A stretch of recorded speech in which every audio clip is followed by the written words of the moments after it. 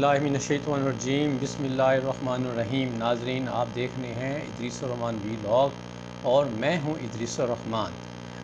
آج کا vlog basically دو خوشخبریوں پر مبنی ہے۔ ایک خوشخبری تو آپ آلریڈی سن چکے ہیں، تو اسی خوشخبری میں مزید اس میں جو ایک جو ریئل انسائٹ ایڈ کروں گا، یعنی ایف اے ٹی ایف کے حوالے سے یہ خبر تو آپ نے بہرحال سن لی ہے کہ پاکستان کو نے گرے لسٹ کے حوالے سے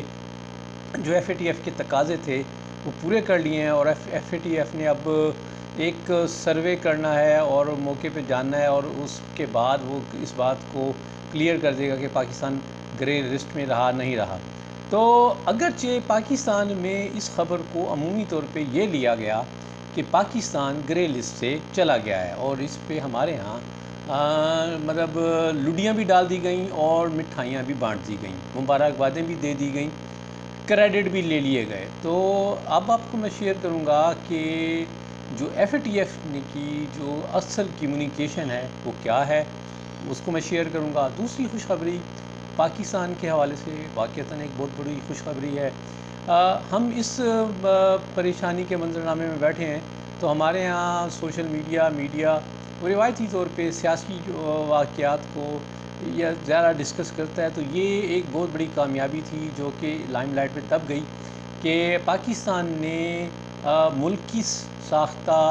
سیمی کنڈکٹر یعنی مائکرو پروسیسر بنا لیا ہے۔ تو پہلے میں آتا ہوں کہ ایف اے ٹی ایف کے حوالے سے کہ ایف اے ٹی ایف یعنی فائنینشیل ایکشن ٹاسک فورس اور جو ایشیا پیسیفک گروپ کی جو ایک میٹنگ ہوئی تھی، تو اس کے بارے میں ہمیں عمومی طور پہ یہ بات بتائی گئی کہ جی پاکستان کو گرے لسٹ سے نکال دیا گیا ہے۔ تو بعد میں جو ایف اے ٹی ایف کا جو اعلامیہ آیا، تو اب میں اسی ایف اے ٹی ایف کے اعلامیہ کو میں پڑھوں گا آپ کے لیے کہ اس نے کیا کہا ہے۔ تو کہہ رہا ہے کہ since June 2018 when Pakistan made a high level political commitment to work with FATF and APG to strengthen its AML CFT regime، کہ سن 2018 سے جب پاکستان نے ایف اے ٹی ایف اور ایشیا پیسیفک گروپ کے ساتھ یہ سیاسی عہد کیا اور عزم کیا کہ وہ اینٹی منی لانڈرنگ اور سی ایف ٹی یعنی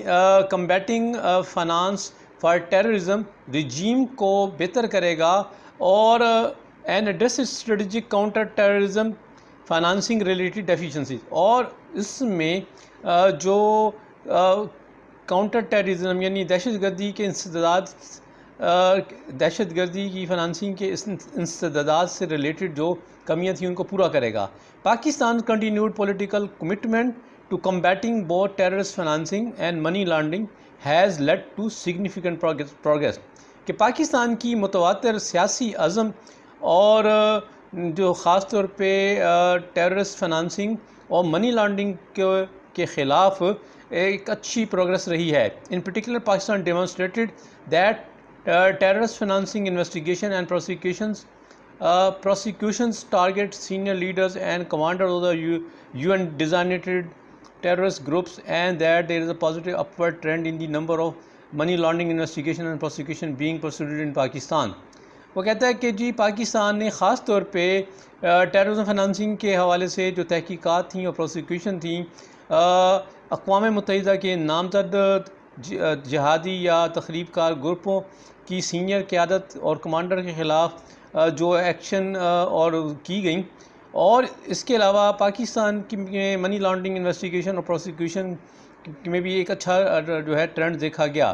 ان addition Pakistan also largely address its 2021 action plan ahead of its time. اس کے علاوہ پاکستان نے 2021 میں جو ایکشن پلان دیا گیا تھا اس کو وقت سے پہلے پورا کیا۔ As it's June 2022 plenary, the FATF made the initial determination that Pakistan has substantially completed its action plans covering 34 items and commitments 34 items۔ تو جون 2022 میں ایف اے ٹی ایف نے یہ ابتدائی طور پہ طے کیا کہ پاکستان نے دو ایکشن پلان یعنی جو اینٹی منی لانڈرنگ اور کمبیٹ فائنانسنگ فار ٹیررزم کے حوالے سے جو 34 پوائنٹ تھے ان کو کمپلیٹ کیا ہے۔ and warrants an on-site visit to verify that the implementation of Pakistan AML CFT reforms has begun and is being sustained, and that the necessary political commitment remains in place to sustain implementation and improvement in future. اور ایک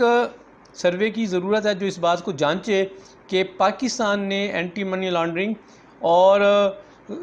جو terrorism financing کو روکنے کی جو reforms ہیں اس پہ شروعات کر دی ہے اور وہ جاری ہیں، اور اس کے لیے جو ضروری سیاسی عزم چاہیے تھا وہ موجود ہے تاکہ آنے والے وقت میں اس کو امپلیمنٹ اور اس کی امپرومنٹ کی جا سکے. FATF will continue to monitor the COVID-19 situation and conduct an on-site visit at the earliest possible date. تو FATF جو ہے وہ کہتا ہے کہ جی کووڈ-19 کی سچویشن کو مانیٹر کرتے ہوئے ارلیسٹ پاسبل ٹائم میں ایک آن سائٹ وزٹ کرے گا. تو یہ تھا FATF کا اعلامیہ. تو اس میں بہرحال اچھی باتیں ہیں کہ ایک تو یہ کہ جی ہم نے جو FATF کے حوالے سے جو ایکشن پلان تھا وہ ہم نے فلفل کر دیا ہے. اب FATF نے آ کے جائزہ لینا ہے کہ آیا پریکٹیکلی یہ ہو رہا ہے. تو اس میں پاکستان کو بہرحال فائدے ہوں گے. ایک تو دیکھیں فائدہ یہ ہے کہ ہمیں سیاسی طور پہ ایک فائدہ ملا اور سفارتی لحاظ سے بھی ہمیں کامیابی ملی، اور اس کے ساتھ ساتھ جو ہمیں بینیفٹ ملے گا، دیکھیں بغض النظر میں ہم گرے لسٹ سے نکل جاتے ہیں تو کیا ہماری فنانشل پوزیشن بہتر ہوگی، یہ تو ابھی بہت ارلی کہنا ہے. لیکن اس کا بہرحال فائدہ ہمیں یہ ہوگا کہ منی لانڈرنگ کے حوالے سے اور ٹیررزم فنانسنگ کے حوالے سے ہم نے جن لاز کو مؤثر کیا ہے، جن لاز میں خامیاں تھیں ان کو مؤثر کیا ہے اور ان پہ عمل درآمد شروع کیا ہے. اس کے نتیجے میں ایک جو دنیا کو تاثر جائے گا کہ ہمارے ہاں منی لانڈرنگ اور اس سے ریلیٹڈ جو چیزیں ہیں وہ ٹرانسپیرنٹ ہیں، اور